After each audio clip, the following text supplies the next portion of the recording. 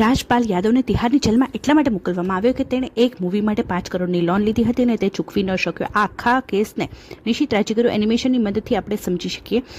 આજથી 16 વર્ષ પહેલા 2010માં જ્યારે રાજપાલ યાદવે પોતાની ફિલ્મ અતા પતા લાપતા બનાવવા માટે મુરલી પ્રોજેક્ટ નામની કંપની પાસેથી 5 કરોડની લોન લીધી હતી. પછી 2 વર્ષ પછી 2012માં જ્યારે આ ફિલ્મ રિલીઝ થઈ ત્યારે કોમેડીની જગ્યાએ ટ્રેજેડી થઈ ગઈ અને તે ફિલ્મ ફ્લોપ થઈ.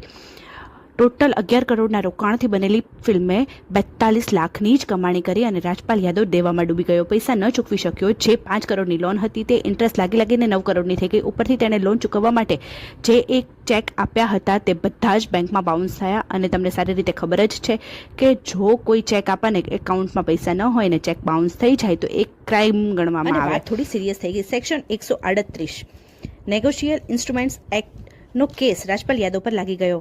મેઇન પોઈન્ટ તો એ છે કે કેટલા રિપોર્ટ્સનું માનીએ તો રાજપાલે કોર્ટમાં ખોટા ડોક્યુમેન્ટ અને તેની વાઇફની ખોટી સહી કરી હતી, જેના કારણે 2013માં 3 ડિસેમ્બરથી 6 ડિસેમ્બર સુધી 4 દિવસ જેલમાં પણ રહ્યા છે અને 4 વાર કોર્ટના સેટલમેન્ટના વાયદા પણ તોડ્યા છે. ફાઇનલી 2026માં રહેમની બધી જ રિક્વેસ્ટ કોર્ટે ફગાવી દીધી અને ચોખ્ખું કહી દીધું કે લો બધા માટે સરખા છે. તમે બહુ મોટા એક્ટર જ કેમ ન હો. રાજપાલ યાદવે બીજા દિવસે કોર્ટમાં સરેન્ડર કરી દીધું.